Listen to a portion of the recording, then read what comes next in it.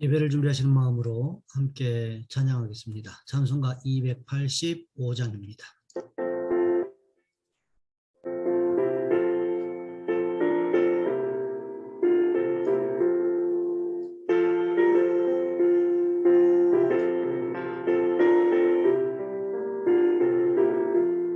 주의 말씀 받은 그날 참 기쁘고 복되도다.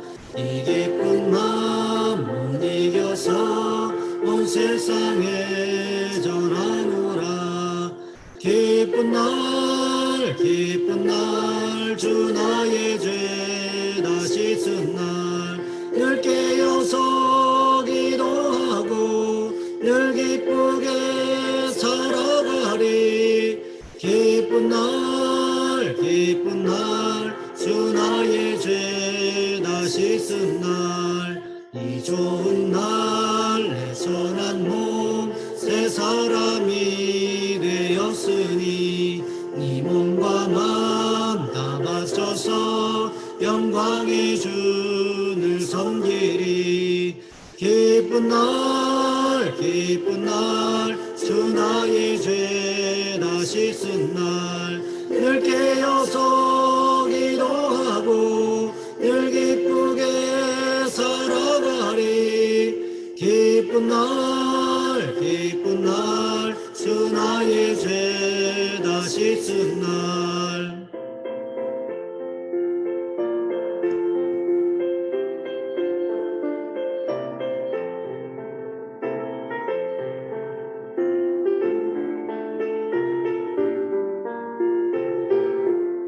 새 사람 된 그날부터 평안한 마음 늘 있어서 이 복된 말 전하는 일 나의 본분 삼았도다. 기쁜 날 주 나의 죄 다시 쓴 날 늘 깨어서 기도하고 늘 기쁘게 살아가리. 기쁜 날 주 나의 죄 다시 쓴 날.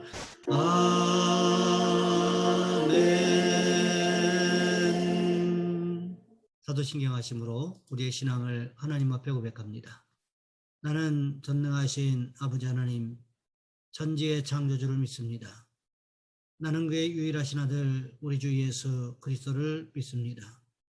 그는 성령으로 잉태되어 동정녀 마리아에게서 나시고 본디오 빌라도에게 고난을 받아 십자가에 못 박혀 죽으시고 장사된 지 사흘 만에 죽은 자 가운데서 다시 살아나셨으며 하늘에 오르시어 전능하신 아버지 하나님 우편에 앉아 계시다가 거기로부터 살아있는 자와 죽은 자를 심판하러 오십니다.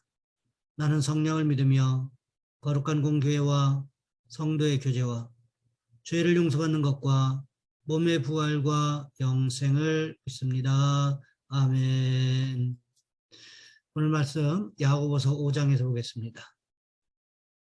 야고보서 5장 1절로 6절까지 말씀입니다. 제가 가진 성경은 신약성경 375쪽에 있습니다. 제가 봉독해 드립니다. 들으라 부한자들아, 너희에게 말 구생으로 말미암아 울고 통곡하라. 너희 재물은 썩었고 너희 옷은 좀 먹었으며 너희 금과 은은 녹이 슬었으니 이 독이 너희에게 증거가 되며 불같이 너희 살을 먹으리라. 너희가 말세에 재물을 쌓았도다. 보라, 너희 밭에서 추수하는 품꾼에게 주지 아니한 삭시 소리를 지르며 그 추수한 자의 우는 소리가 만군의 주의 귀에 들렸느니라. 너희가 땅에서 사치하고 방종하여 살육의 날에 너희 마음을 살찌게 하였도다. 너희는 의인을 정죄하고 죽였으나 그는 너희에게 대항하지 아니하였느니라. 아멘. 오늘 본문의 말씀을 가지고 부자들에게 하는 경고라는 제목으로 함께 말씀을 살펴보겠습니다. 18세기 제국주의의 대명사인 영국의 부정부패를 해결하고 노예무역을 중단하게 하고 노예제도를 폐지하게 한 위대한 신앙인이었던 윌리엄 윌버포스라는 분이 계셨습니다. 왜수한 최고의 윌버포스는 150번이나 되는 대의회 논쟁을 통해서 영국이 진정으로 위대한 나라가 되고자 한다면 하나님의 법을 따라야 한다고 주장했습니다. 기독교 국가를 자처하는 영국이 황금의 눈이 멀어 노예 제도를 고집하면 살아남지 못할 것이라고 경고했습니다. 그는 가난한 사람들의 피를 빨아먹는 복권 제도를 폐지시켰고 가난한 이들이 무상으로 치료받을 수 있는 병원을 설립하겠습니다. 과다한 노동시간을 제한시키고 어린이 노동보호법을 통과시켰고 가난한 자들을 위한 직업교육을 시작했고 영국의 야만적인 형벌제도를 개정했고 가난한 자들도 합리적인 재판 과정을 거칠 수 있게 했으며 형벌제도에 있어서 벌보다는 갱생에 초점을 두게 했습니다. 상류사회 남자들의 결투제도를 폐지했고 호화 파티만 일삼던 귀분들에게 여가 시간을 사회봉사에 쏟도록 했습니다. 그의 영향으로 영국의 젊은 의회 의원의 3분의 1이 복음주의 기독교인이 되었다고 합니다. 이것은 정말 대단한 일이었습니다. 당시 영국 노예무역은 영국 국가 수입원의 3분의 1을 차지했습니다. 따라서 노예무역의 지지자들은 막강한 상인, 재벌, 기득권 세력, 대부분 왕족, 귀족들로 구성되어 있어서 그야말로 구조적인 악이었습니다. 노예제도 폐지를 위해서 일하다가 2번의 암살 시도와 엄청난 중상모략을 받았습니다. 이런 것도 이겨내면서 결국 노예제도를 폐지시켰습니다. 많은 역사가들은 윌버포스가 노예무역 금지라는 인기 없는 투쟁을 하지 않았다면 그의 친구 윌리엄 피트에 이어 수상직을 계승할 수 있는 유력한 후보였다고 말합니다. 그는 악한 영국에 부패했던 정치판에서 어떻게 영혼의 고결함을 지키고 세상을 변화시킬 수 있었을까요?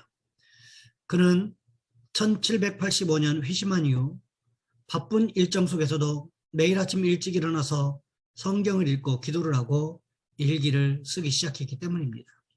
항상 예수님을 바라보고 살았다는 말입니다. 하나님의 경고를 생각하는 사람들은 이런 모습으로 살아갈 수밖에 없게 된다는 거지요. 오늘 본문에도 보시기 바랍니다.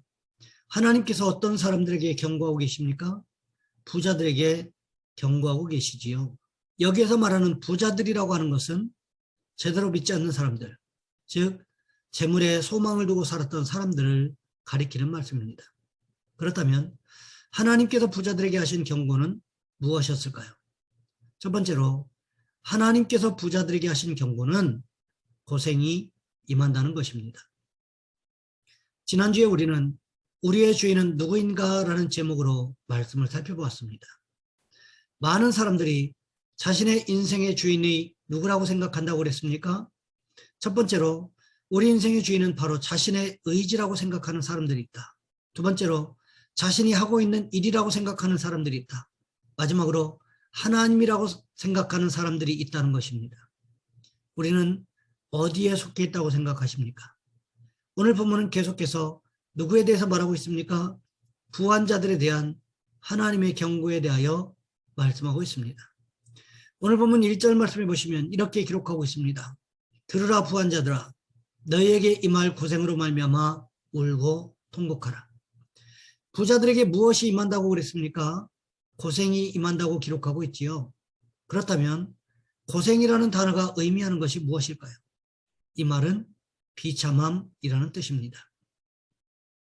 로마서 3장 16절에 죄 아래 있는 자들의 비참함에 대해서 묘사할 때 이 단어가 사용되었습니다.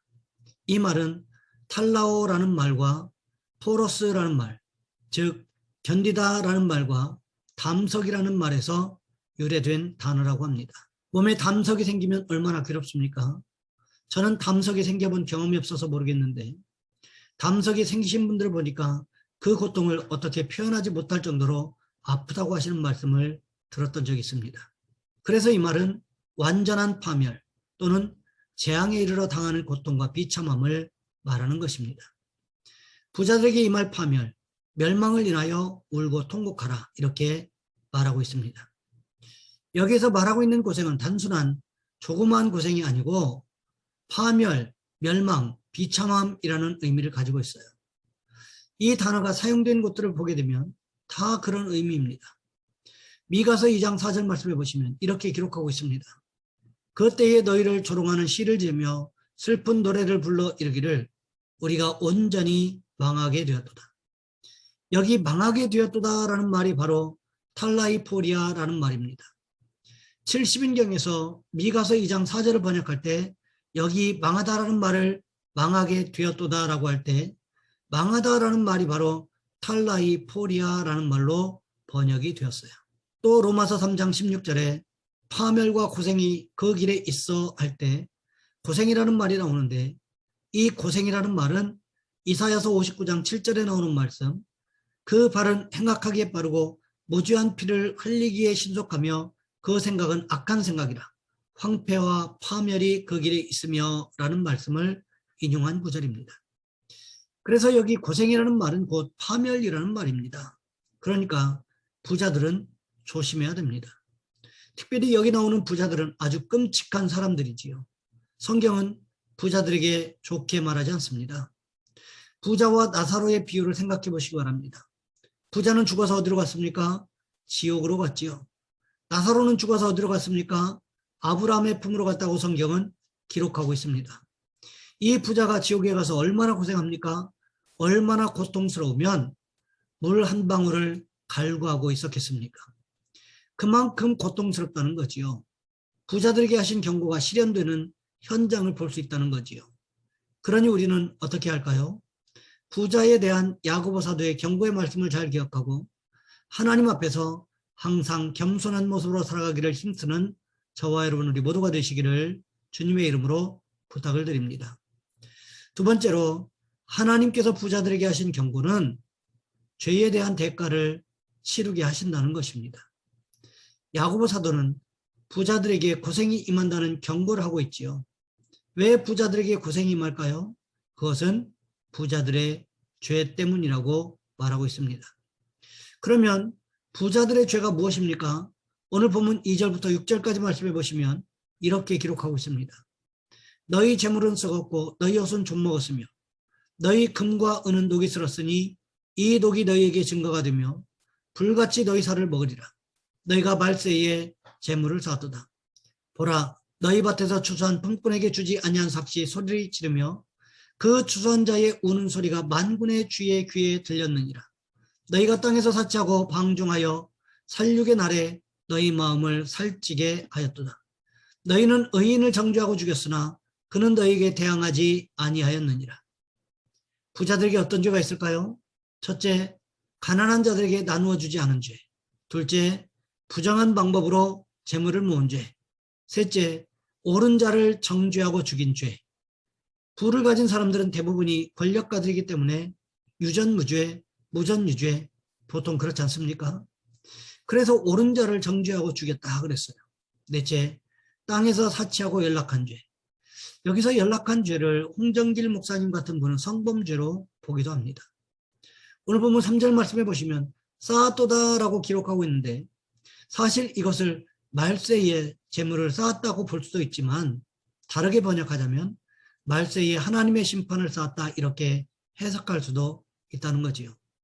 그러니까 하나님께서 기뻐하지 않는 부자들은 어떻게 될까요? 심판을 쌓아놓는 것이 되는 거지요. 하나님이 기뻐하지 않는 부자들은 그 재물로 인해서 하나님의 심판이 임할 것입니다. 이게 성경의 선언입니다. 사도행전 5장에 아나니아와 삽비라 부부가 대표적인 경우 아닙니까? 예루살렘 성 안에 땅이 있을 정도면 상당히 부자였다는 것을 의미하는 거지요. 그런데 어떻습니까? 그 땅을 팔았습니다. 팔아서 헌금하겠다고 했는데 일부를 숨겨두었다가 결국 어떻게 되었습니까? 심판을 받게 되었다는 거지요. 그렇다면 이 말씀들을 어떻게 해석할 수 있을까요? 하나님이 아닌 다른 것에 가치를 부여하고 있는 부자들에게 하나님께서 반드시 대가를 치르게 하신다는 것입니다. 그러니 우리는 어떻게 하는 것일까요? 하나님께서 반드시 죄에 대한 대가를 치르게 하신다는 사실을 깨닫고 하나님을 가까이 하시는 축복이 있으시기를 주님의 이름으로 부탁을 드립니다. 마지막으로 하나님께서 부자들에게 하신 경고는 물질관이 잘못되어 있다는 것입니다. 야고보 사도는 부한자들에게, 즉 부자들에게 계속해서 경고하고 있지요. 무슨 말씀을 하고 있습니까?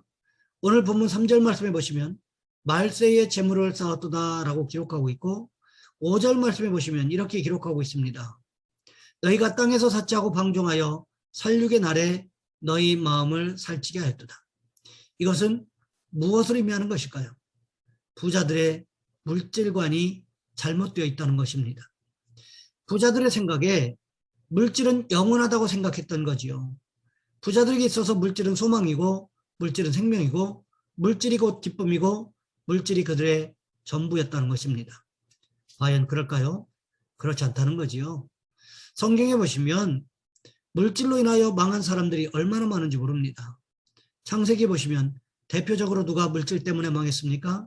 롯의 아내가 그랬다는 거지요. 하나님께서 소돔과 고모라를 심판하시기로 작정하셨습니다. 그때 아브라함이 조카 롯을 위하여 중보기도 하지요. 그래서 하나님께서 아브라함을 생각하여 조카 롯의 가정을 구원하시기로 작정하셨습니다. 하나님의 사자들이 롯의 집안 사람들의 손을 끌어내기 시작했습니다. 그때 무슨 말을 했습니까? 창세기 19장 17절 말씀해 보시면 이렇게 기록하고 있습니다. 그 사람들이 그들을 밖으로 이끌어낸 후에 이르되 도망하여 생명을 보존하라. 돌아보거나 들에 머물지 말고 산으로 도망하여 멸망함을 면하라. 하지만 롯의 아내가 어떻게 했습니까? 하나님께서 소돔과 고모라를 불과 유황으로 멸망시키실 때 어떤 생각이 들었을까요? 내가 저 재물을 벌기 위해서 먹지도 않고 쓰지도 않고 모았는데, 내가 그렇게 뼈 빠지게 고생해서 모았는데, 이런 생각이 들자마자 어떤 행동을 했습니까? 자기도 모르게 자연스럽게 뒤를 돌아볼 수밖에 없게 되었다는 것입니다. 순간 어떻게 되었습니까? 창세기 19장 26절 말씀해 보시면 이렇게 기록하고 있습니다. 롯의 아내는 뒤를 돌아보았으므로 소금 기둥이 되었더라. 롯의 아내의 제1의 가치관은 바로 물질이었다는 거지요. 롯의 아내만 그렇습니까? 여리고성 전체가 하나님께 드림받았다고 선언했음에도 불구하고 시날 지역에서 생산된 외투와 금덩어리를 숨겼다가 망했던 아간은 어떻습니까? 아간 역시 물질이 하나님의 자리를 차지하고 있지 않았습니까? 그랬기 때문에 시날산 외투와 금덩어리를 보는 순간 하나님의 말씀은 생각나지 않았고 오직 무엇만 생각났을까요? 저것만 차지하면 행복할 것 같다는 생각에 사로잡혔다가 결국 망하게 되었다는 것입니다. 그렇다면 이 시대는 어떻습니까? 이미 만몬 사상이 세상을 사로잡은 지 오래입니다. 돈이 인격이고 돈이 전부 아닙니까? 유전무죄, 무전유죄라는 말은 옛말이고요. 돈 되는 일이라면 자기 영혼까지 팔 수 있는 사람들이 부지기수로 많다는 것입니다. 돈이 하나님의 자리를 차지했던 것은 이미 오래전의 사건이었습니다. 돈 되는 일이면 무엇이든 합니다. 어른이든 아이든 할 것 없이 돈만 벌 수 있다면 못하는 일이 없습니다. 이것이 잘못된 물질관이라는 거지요. 그런데 지금은 이런 물질관이 건강한 물질관인 것처럼 왜곡되어 있다는 것이 문제입니다. 돈만 되면 무슨 일을 하든 상관없다는 가치관을 대중매체를 통해서 지속적으로 노출시키고 그러므로 인하여 돈이 사람의 인생을 끌고 가는 시대가 되어 버렸다는 거지요. 우리는 세상의 잘못된 물질관을 바로 잡아야 합니다. 세상의 잘못된 물질에 대한 가치관을 바로 잡아야 합니다. 물질이 하나님일 수 없다는 것을 우리 자녀들에게 올바로 가르쳐야 합니다. 예수님께서도 무엇을 말씀하셨습니까? 마태복음 6장 19절부터 34절까지 말씀해 보시면 길게 물질에 대해서 말씀하셨습니다. 물질에 소망을 두지 말고 오직 하나님께 소망을 두고 살라고 말씀하셨습니다. 그러면 하나님께서 어떻게 하시느냐? 우리에게 필요한 의식주의 문제, 물질의 문제를 해결해 주신다는 거지요. 결국 이것은 우선순위의 문제를 말씀하고 있는 것인데 물질이 먼저일까요? 아니면 하나님이 먼저일까요? 성경은 아주 명백하게 말씀하고 있습니다. 하나님이 먼저인데 중요한 것은 하나님도 섬기고 물질도 섬길 수 없다는 것입니다. 세상 사람들은 물질을 하나님 자리에 올려놓은 지 오래입니다. 물질이 재판관의 자리에 올라앉은 지 오래되었다는 거지요. 우리는 어떻습니까? 우리는 잘못된 물질관을 고쳐야 한다는 거죠. 하나님께서 우리에게 허락하신 물질은 잘 사용해야 하는 것이지 그것을 하나님처럼 섬기는 것은 아니라는 것입니다. 그러니 우리는 어떻게 할까요? 잘못된 물질관을 하나님 중심으로 바로 잡으심으로 인하여 하나님과 사람 앞에 존경받는 삶을 살아가는 저와 여러분 우리 모두가 되시기를 주님의 이름으로 부탁을 드립니다. 이제 말씀을 마무리합니다. 오늘 본문에서 우리는 하나님께서 부자들에게 하시는 경고의 말씀들을 살펴보았습니다. 그렇다면 하나님께서 부자들에게 하신 경고는 무엇이었을까요? 첫 번째, 하나님께서 부자들에게 하신 경고는 고생이 임한다는 것이었고, 두 번째로 죄에 대한 대가를 치르게 하신다. 마지막으로 물질관이 잘못되어 있다는 것이었습니다. 그렇다면 예수 믿는 우리는 어떻게 하는 것일까요? 오늘 성경에서 야고보 사도가 경고하는 부자가 나는 아닐지 생각해 보아야 한다는 거지요. 그러므로 인하여 하나님과 사람 앞에서 말씀 중심의 신앙생활을 회복하는 축복이 있으시기를 주님의 이름으로 부탁을 드립니다. 이 시간 우리 한 목소리 함께 기도하겠습니다. 하나님께서 부자들에게 하신 경고가 세 가지가 있는데, 마지막 때에 고생이 많다, 죄에 대한 대가를 치른다, 물질관이 잘못되어 있다는 것이었습니다. 혹시 우리가 이런 부유한 자는 아닙니까? 하나님, 우리가 겸손하게 살아갈 수 있게 달라고, 하나님 제일주의로 살아갈 수 있게 달라고 이 시간 우리 한 목소리 함께 기도하겠습니다. 기도하겠습니다. 사랑의 하나님, 우리를 도와주시기를 원합니다. 하나님께서 오늘 말씀을 통해서 부자들에게 경고하셨던 그 말씀을 기억합니다. 하나님, 우리가 혹시 하나님께서 경고하시는 그 부자는 아닙니까? 우리의 마음이 교만하여 어느덧 부자의 자리에 올라가 있는 것은 아닙니까? 하나님, 우리를 도와주시기를 원합니다. 하나님 말씀 앞에 겸손할 수 있도록 우리를 도와주시옵소서. 하나님 말씀대로 살아가기 위해서 힘쓰고 애쓰는 우리 모든 성도들 되어줄 수 있도록 주여 인도하여 주시옵소서. 우리 주 예수 그리스도의 이름으로 감사하며 기도하옵나이다. 아멘. 찬송가 302장입니다.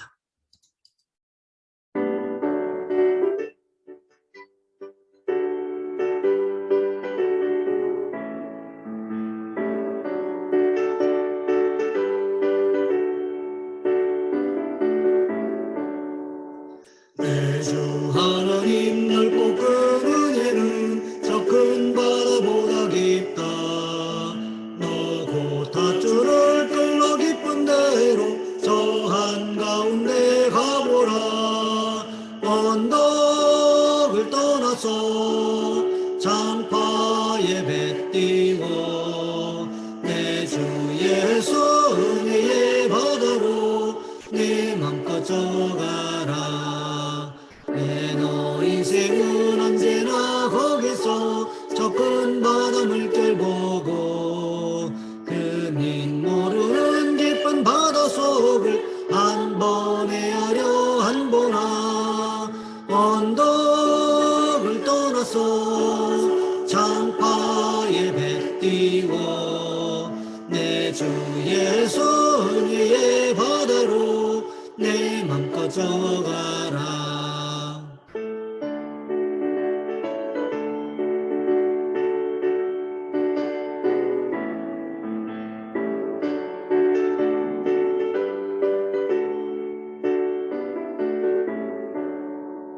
많은 사람이 얕은 물가에서 저 큰 바다 가려다가 살싹거리는 작은 파도 보고 마음 약하여 묵과네.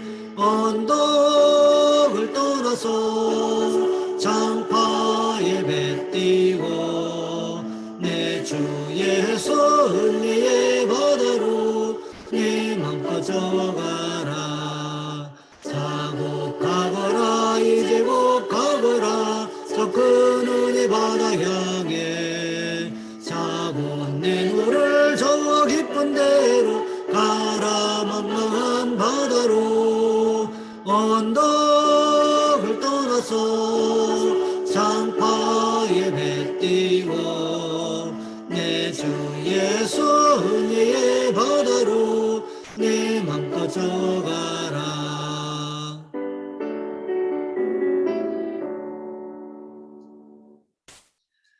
교회 소식은 주보를 참고해 주시고요. 축도하심으로 예배 마치겠습니다. 이제는 우리 주 예수 그리스도의 은혜와 하나님 아버지의 극진하신 사랑하심과 성령님의 교통하심이 이후로 하나님 앞에 겸손하여 하나님 말씀대로 살아가기를 소망하는 우리 모든 성도들 위해 이제로부터 영원토록 함께 하시옵기를 간절히 축원하옵나이다. 아멘.